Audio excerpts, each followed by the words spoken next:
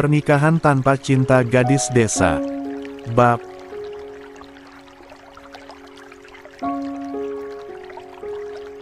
Ajari dia tentang job desk sekretaris.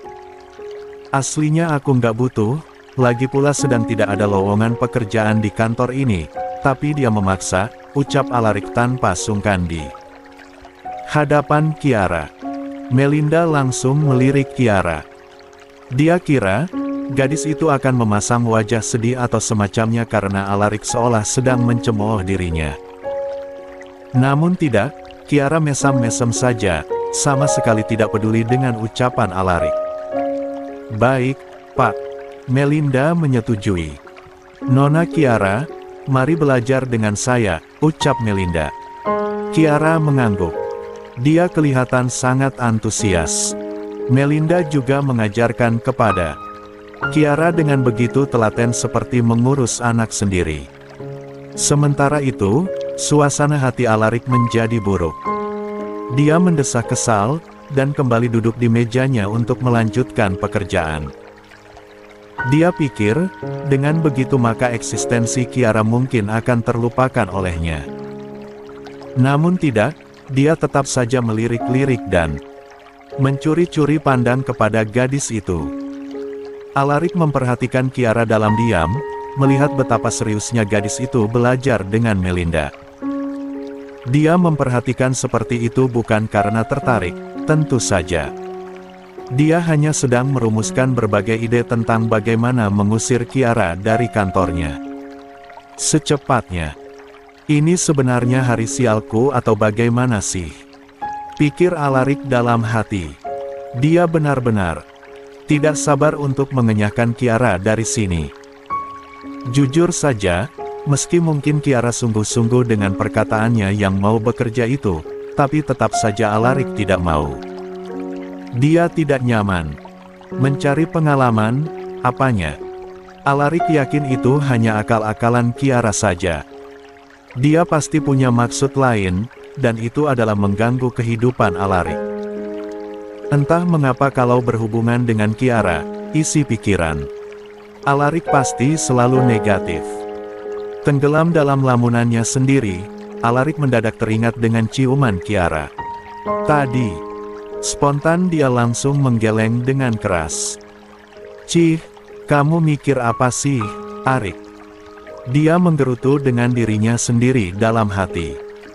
Sial, hanya karena kedatangan Kiara sudah bisa membuat kepalanya pening luar biasa. Bagaimana dia bisa bertahan bekerja setiap hari dan melihat wajah menyebalkan cewek gila itu? Sampai sore, Alarik masih menatap laptopnya juga bertumpuk-tumpuk map berisi dokumen entah apa itu. Dia melirik Kiara sesekali, dan gadis itu juga masih begitu fokus. Belajar dengan Melinda. Sejak 1 jam tadi, Melinda sudah berkali-kali memeriksa jam tangannya. Wajahnya juga kelihatan khawatir. Jam kerja memang sudah selesai sejak 1 jam lalu. Para pegawai Alarik juga sudah banyak yang pulang. Bu Melinda, silakan pulang saja. Ara bisa lanjut belajar besok, ucap Alarik kepada sekretarisnya. Tidak apa-apa, Pak Alarik. Bagaimana dengan anak Bu Melinda di rumah? Saat mendapatkan pertanyaan itu, Melinda langsung kelihatan cemas. Alarik peka dengan kepentingan pegawainya. Apalagi untuk Melinda, sekretaris yang sudah bekerja dengan baik selama ini. Kalau begitu, saya permisi dulu Pak Alarik dan Nona Ara. Alarik dan Kiara sama-sama mengangguk. Hati-hati di jalan, Bu Melinda, ucap Kiara sambil dadah-dadah dengan ekspresi ceria. Setelah Melinda keluar, Kiara ganti menatap Alarik terus-menerus. Awalnya, Alarik cuek saja, tapi lama-lama dia merasa risih juga. Kenapa sih? Tanya Alarik kesal. Kiara tersenyum geli. Kenapa? Grogi ya dilihatin cewek cantik. Alarik memutar bola matanya. Kepedean banget kamu. Kiara cengengesan. Oh ya, kok kamu belum siap-siap pulang? Bukannya jam kerja udah habis. Aku mau lembur, sebenarnya sama Bu Melinda, tapi beliau ada anak yang harus diurus di rumah, makanya aku suruh pulang saja. Kiara mangut-mangut.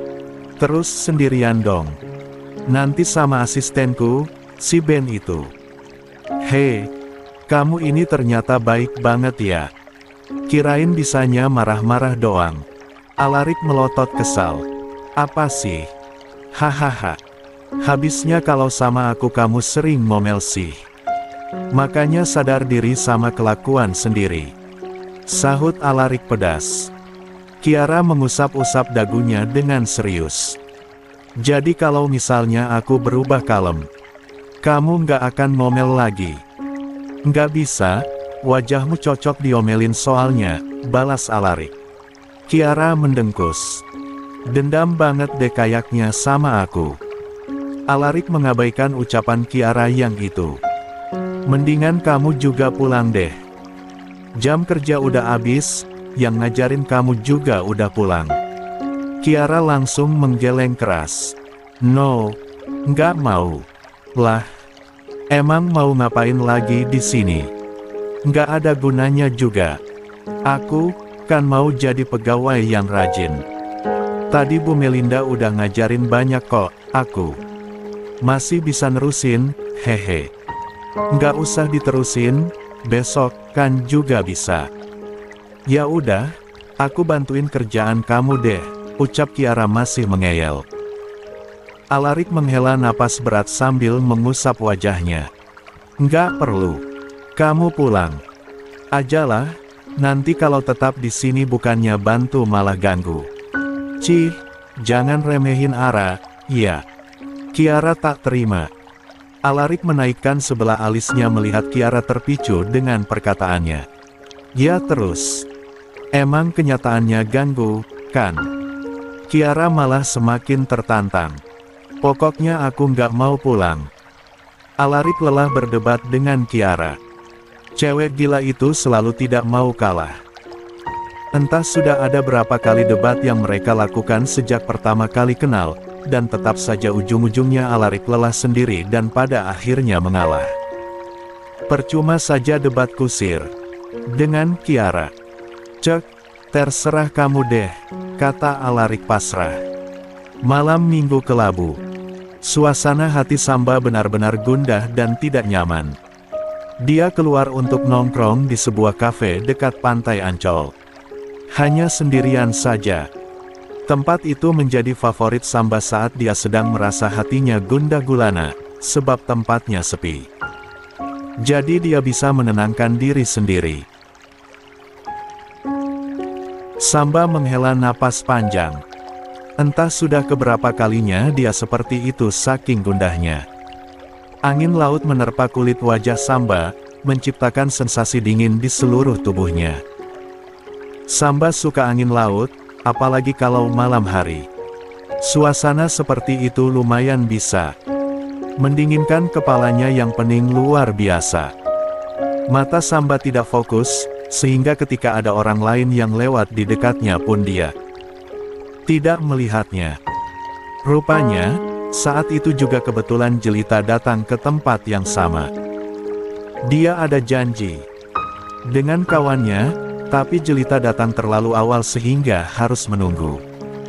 Awalnya Jelita biasa saja, tapi kemudian dia membelalak kaget saat melihat wajah yang familiar tak jauh dari tempatnya menunggu. Itu Samba bukan? Batin Jelita. Jelita menelan ludahnya sendiri dengan susah payah.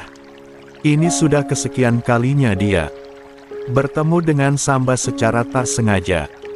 Sungguh, dia kadang juga bingung mengapa takdir mempermainkan hatinya seperti itu. Kenapa aku selalu nggak sengaja ketemu Samba sih? Bagaimana kalau dia lihat aku? Padahal baru aja aku menyerah. Jelita menggerutu sendiri. Bagaimana tidak, Jelita sedang berusaha menjauhi Samba. Dia sudah memutuskan untuk berhenti mengejar Samba sebab rasa-rasanya sudah tak ada harapan. Namun melihat Wajah Samba, bahkan hanya dari kejauhan seperti ini membuat dia hatinya langsung oleng. Jelita menepuk-nepuk dadanya sendiri. Tahan, Jelita. Kamu harus tetap pada pendirian. Untungnya tak lama kemudian teman Jelita yang janjian padanya datang, sehingga dia bisa bernapas lega. Ital, maaf banget aku lama, tadi macet. Maklumlah malam minggu. Jelita tersenyum. Lia, nggak apa-apa, Marina. Aku juga belum lama sampainya kok. Marina duduk di hadapan Jelita. Jadi, aku manggil ke sini karena mau minta tolong sama kamu. Jadi gini, aku baru aja mau launching produk kerudung gitu. Kamu tahu, kan aku lagi bergerak di bidang fashion muslim gitu. Nah, aku pengen kamu jadi model produkku nanti. Sekalian wajahmu masuk di katalog produkku. Apa bisa? Jelita mengangguk. Aku apa aja oke kok, asalkan halal. Nah, kita juga perlu bicarain biayanya sih, hehe. Tenang, aku nggak minta diskon kok. Aku cuma kita mau deal dari awal aja biar nggak ada masalah di kemudian hari. Jelita tertawa pelan. Nggak usah khawatir soal itu. Makasih banget ya, Jelita. Jelita tersenyum. Lia, sama-sama. Saat sedang berdiskusi dengan temannya itu, Jelita sesekali melirik tempat Samba. Dia melihat Samba berdiri dan berjalan pergi dari tempat duduknya, membuat Jelita bertanya-tanya Samba sebenarnya mau kemana. Oke, jadi terus nanti kamu, Ita. Hello. Marina mengibas-ngibaskan telapak tangannya di depan wajah Jelita. Hah? Iya. Kamu kenapa sih? Marina menoleh ke belakang. Dia penasaran sejak tadi siapa yang membuat Jelita mengarahkan pandangannya ke sana. Berhubung posisi Marina membelakangi tempat Samba, jadi sejak tadi dia tidak tahu apa yang dilihat oleh Jelita. Enggak kok. Aku enggak apa-apa. Marina menyipitkan matanya dengan curiga. Serius? Kamu ngelihat orang yang dikenal? Atau bagaimana? Jelita langsung menggeleng lagi. Enggak, bukan apa-apa. Oke, lanjut aja diskusinya, Mar. Beneran? Tia, Marina. Marina mengangguk. Mereka kemudian lanjut berdiskusi hingga selesai. Jelita harus berusaha keras untuk tidak peduli dengan Samba. Jangan sampai keputusannya goyah lagi. Sip, kalau gitu sepakat ya. Apa aku perlu ketemu sama temen kamu itu? Yang Princess itu. Jelita spontan tertawa. Inces itu. Nah, iya itu. Nanti deh kita jadwalin lagi aja, lagian kita temenan, bukan sekadar rekan kerja. Gampanglah janjian ketemu lagi. Marina mengangguk. Siap, deh. Oh ya, abis ini mau langsung pulang. Ya nih, kenapa? Nggak apa-apa, aku khawatir aja. Soalnya aku juga masih ada acara setelah ini, nggak bisa lama-lama nemenin kamu. Oh ya udah, pulang aja. Abis ini aku minta dijemput sama supirku kok. Marina kelihatan khawatir. Beneran nih nggak apa-apa aku balik duluan. Hahaha, aku bukan anak kecil kali, Mar. Lia, tapi kamu kan aktris terkenal. Aku khawatir aja kamu ketemu orang jahat. Jelita tersenyum mendengar ucapan Marina. Dia senang kalau kawannya itu perhatian kepadanya. Tenang aja, Mar. Aman kok. Marina menghela napas panjang. Ya udah kalau gitu aku pamit duluan ya, hati-hati. Oke, kamu juga hati-hati. Setelah Marina pulang, Jelita langsung menghubungi supirnya untuk menjemput. Dia akan menunggu di parkiran saja agar lebih mudah dan sekalian. Ketika di parkiran, Jelita melihat badut yang sedang duduk lemas di pinggir jalan. Dia juga sedang menghitung uang jualan balon. Balon-balon yang dibawa badut itu juga masih kelihatan sangat banyak. Mungkin kurang laku. Jelita melihat badut itu dengan kasihan, jadi dia mendatangi badut itu. Rupanya orang yang ada di dalam badut itu adalah seorang ibu-ibu parubaya. Wajahnya berkeringat dan kelelahan, tapi semangat di matanya tak padam sama sekali. "Halo, Bu. Harga balonnya berapaan ya?" tanya Jelita. Ibu itu terkejut, sedikit membeku juga saat tiba-tiba dihampiri wanita cantik. Anu. Satuannya 10.000 aja, Non. Aku beli semuanya ya, Bu. Ada berapa tuh yang sisa? Ibu itu kaget. Serius, Non? Jelita mengangguk. Lia, Bu. Tapi kayaknya saya nggak bisa bawa deh, jadi nanti kalau ada anak-anak atau siapa ajalah yang mau, kasih ke mereka ya. Bilang aja udah dibayar. Ibu itu langsung kelihatan terharu mendengarnya. Ini beneran, kan Non? Saya nggak mimpi, kan? Jelita menggeleng. Bener dong, Bu. Jelita mengambil dompetnya dan mengambil berlembar-lembar uang pecahan 100.000. Saat menghitung uangnya, ibu badut terkejut. Non, ini kelebihan banyak uangnya. Bu ambil aja.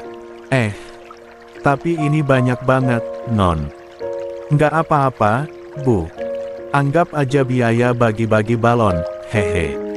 Saya nggak bisa bagi-bagi. Balonnya sendiri soalnya, makanya minta tolong ibu. Ibu itu terharu sampai meneteskan air mata. Terima kasih banyak ya, Non. Ibu nggak tahu harus balas dengan cara apa. Ibu memang lagi butuh uang untuk beli sepatu anak ibu yang udah rusak. Jelita mengangguk.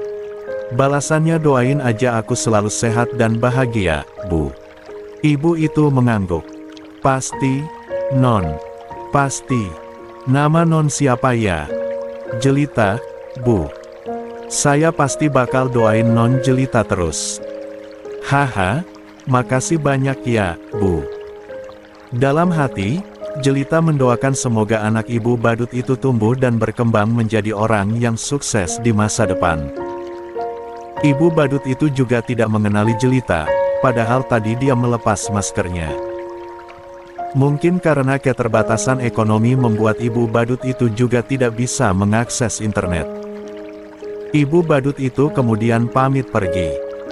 Sampai mau menyeberang jalan pun dia masih terus berterima kasih kepada Jelita. Setelah ibu itu pergi, Jelita masih berdiri di sana menunggu supirnya. Adegan itu rupanya juga dilihat oleh Samba yang kebetulan masih di sana. Samba lumayan kagum dengan cara Jelita membantu.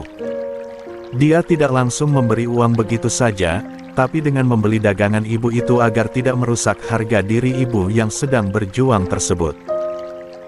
Saat Jelita sedang fokus menatap layar ponselnya dan menanyakan posisi supirnya sudah sampai mana, tiba-tiba Samba datang menghampiri. Jelita membelalak kaget. Samba,